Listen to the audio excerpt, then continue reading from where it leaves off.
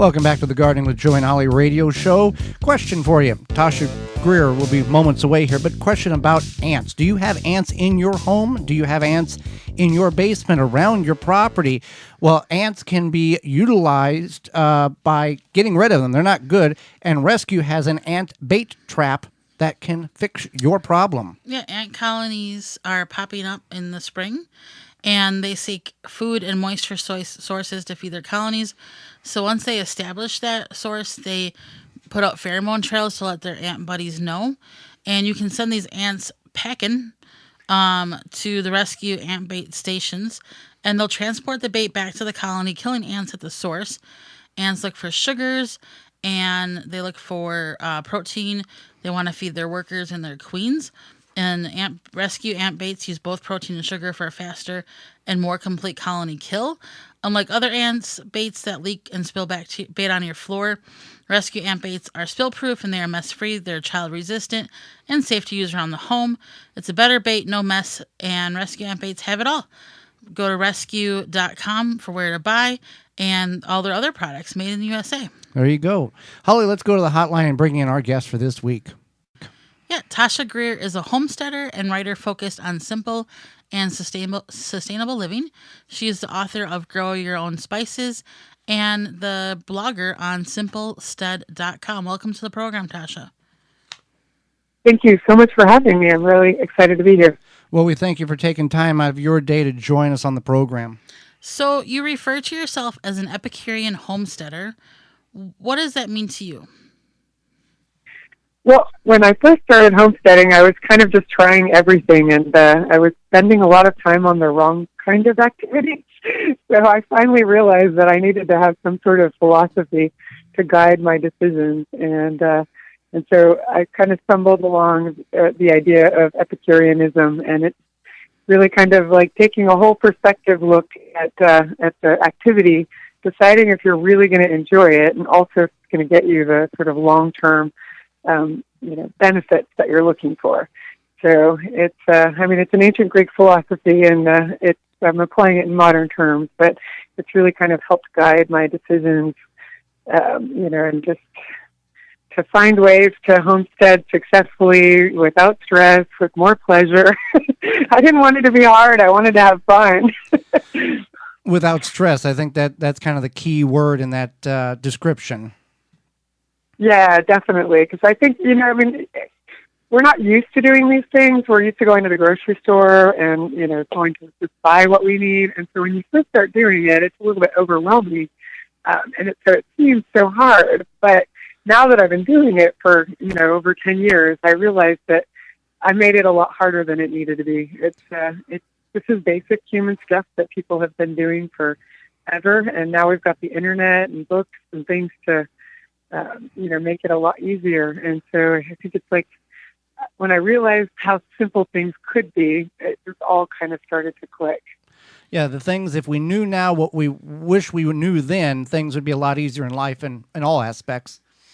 Yes, definitely. But that's actually what I try to share on my blog, is to try to make it easier for other people. Because, I think a lot of, at least back when I started homesteading, there were a lot of new homesteaders sharing information. And so what we were all sharing was like our challenges and what was so hard about it. And so we're all going into it thinking it has to be hard. But now that I have a bit more experience, I'm like, okay, let me tell you what's really simple about it. And that way you can maybe kind of shortcut around some of the more challenging parts. Exactly. Now, you have goats, and many people may want to raise goats. Why should people who are able to, and all the laws are followed in their municipalities or areas, why should people raise goats, and maybe why shouldn't they raise goats? I think, first and foremost, if you like goat's milk, if you like making cheese, if you like goat's meat, in the U.S. we don't need a whole lot of goat meat, but in other countries it's kind of a staple meat source. So I think first and foremost you need to like these things, and that kind of gets back to the Epicurean side of things. So if you don't like them, you're probably not going to have a whole lot of incentive to keep raising goats long term. But if you enjoy those things and want those products, then then you need to also look at your landscape, because a lot of people think that goats are grass eaters, and they will eat grass, but they're really more weed eaters. They eat all sorts of different weeds and things like that. So, like I live on a mountainside, and so we have all sorts of crazy weeds and things in this deforested area that's around our house. And so it's like a perfect place for them to find all the things that they would really like to eat, rather than just eating a grass pasture. And so, I think if you like goats and you have the right landscape for it, then, you're already partway there. But you also need to understand that it's a long-term commitment.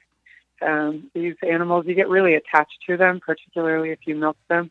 So, even if your goat gets a little bit older, it's kind of hard to let go when you've been bonding with them twice a day, every day for, 10 years. And, it's kind of like having pets. So, it's a very fun experience being with goats and making them part of your life.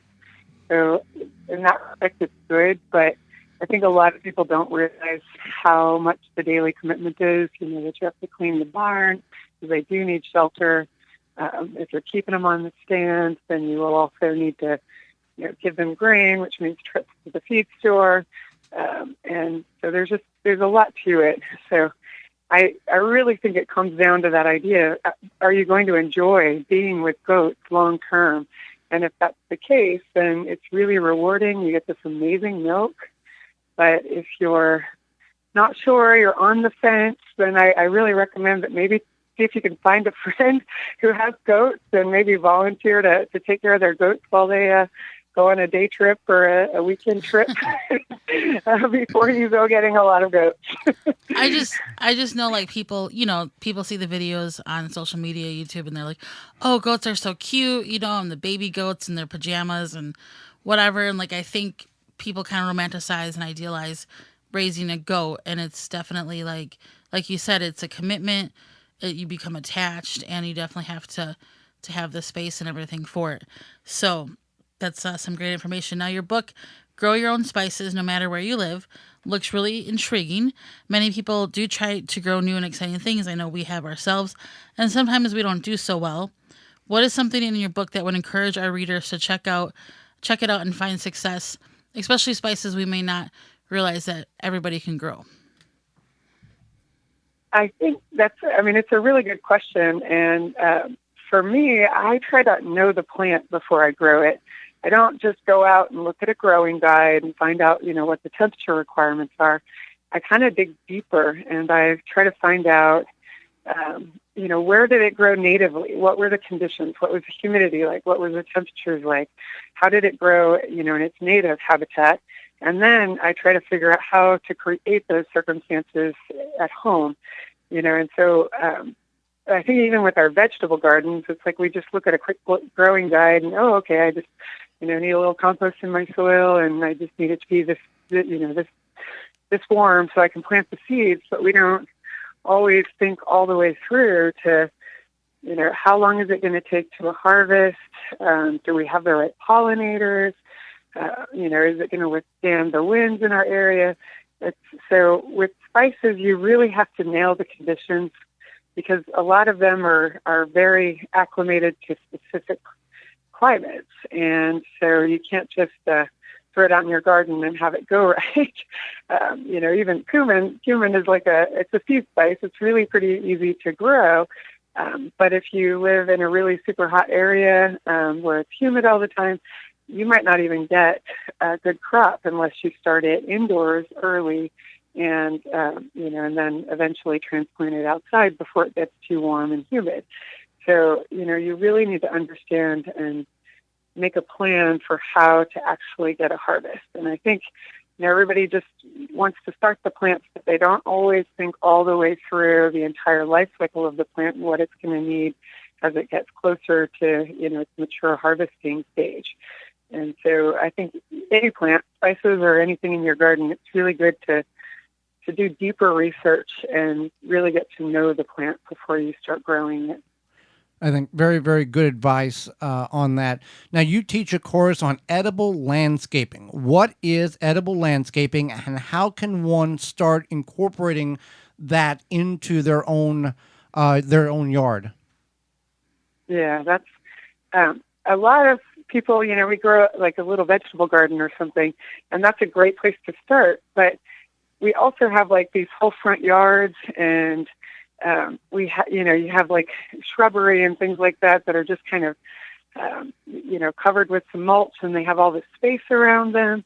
So edible landscaping is a way to use the landscape that you have already in place and start to tuck in some edibles and get even more out of your overall landscape than you would from just a little vegetable garden. So you kind of start looking for analogs. Like if you have some kind of flowering, a flowering cherry or a flowering dogwood in your front yard, well, then you can probably grow an actual cherry that will give you fruit, or you might be able to grow an apple, or something similarly sized, and basically, and get food from it rather than just have a flowering plant. They'll still have beautiful flowers, and they'll also then have, some kind of food source. And a lot of people don't realize how beautiful some of these plants are when you put them in a grouping. It's like a row of potatoes isn't that interesting, but if you tuck some potatoes in with some lettuce and some cabbage, it can get a whole lot more beautiful. So edible landscaping is kind of getting out of the row mindset or the bed mindset and starting to look at your vegetables and fruits and draw comparisons between those and the decorative plants you're using, and see if you can find things that appeal to your decorative, your aesthetic ideas, as well as the things you want to eat. And so I think a lot of people think you have to do everything 100% edible, but you don't. You can mix and match. You can put your favorite ornamentals in there, and you can put in your vegetables. You can, have a lot of perennial plants and then also incorporate some annuals. People go out and buy those little annual, trays of flowers to put underneath their plants in spring or something. But you could easily do the same thing with like a very beautiful assortment of lettuce. So it's really just kind of starting to think about incorporating some food into more traditional landscapes. And, especially people, I used to live in the suburbs, and, there were things that we just weren't allowed to do in our front yard. And so edible landscaping gives you an opportunity to incorporate food in ways that are beautiful and, aren't going to offend your neighbors. So it's, and then they also, a lot of the edible foods that we like are also really good for pollinators, any of the flowering plants that we like. So it's, it's just a way to get out into your garden and grow some food. Well, absolutely. And, an oak tree produces great shade and leaves for the garden, but a pear tree or an apple tree produces great shade for the garden, but also at a mature state, several 100 pounds of produce as well. Yeah, absolutely. And I mean, even better if you can grow both, because an oak tree will feed all of your pollinators. Basically it's an excellent food source for a lot of caterpillars, and those feed all the birds, and the birds help you with pest control. So if you could have an oak and an apple, that's even better, because you're going to get fruit. You're going to, it's like it becomes a whole ecosystem rather than just, some food. And so when you start to integrate these things, I think you get a much better result. And a lot of people also don't realize how many things that we don't think of as food are edible. So oak, for example, acorns, you can collect those acorns and you can make acorn flour. I make an acorn soup that tastes a whole lot like chestnut soup. And so there are even, some decorative plants that have some edible aspects to them that people just don't really think of them that way. Definitely. So how can we find out more about you, or how can listeners find out more of your great information? Well, I have a blog called simplestead.com. It's kind of a sort of contraction of simple and homestead, so simplestead.com. I'm also on Instagram at exploresimplestead.com. Explore Simplestead on Instagram, and also on Facebook under Simplestead. So all of those places. Of course, I've got my book, Grow Your Own Spices, and it is definitely a handbook for growing spices, but it's also a way to get to know the plants. There's some herbal medicine tips in there from my friend Lindsay, who added some really amazing information so you can use these spices not just to eat them, but to improve your well-being. And absolutely stunning illustrations also from Greta Moore. So I definitely, if anyone's interested in growing spices, I think it's more than just my work. It's just a beautiful book. A lot of people did great things inside. Well, Tasha, we greatly appreciate you taking time out of your day to share your knowledge and and your book with not only Holly and myself, but all of our listeners. Well, thank you so much for having me. Absolutely. Thank you. Hey there, gardeners. Thanks for checking out this segment of the Gardening with Joey and Holly radio show. If you like what you've seen, you can search through the channel and find full in-studio videos of the entire show. If you want to go another route, you can search for it on your favorite podcast platform by searching the Wisconsin Vegetable Gardener radio show or the Gardening with Joey and Holly radio show, and you can download it and take it with you. You can check out all past seasons at our website, thewisconsinvegetablegardener.com, under the radio tabs at the top of the page. We thank you for joining us. We hope you've learned and enjoyed the show, the segment, and we'll see you next time.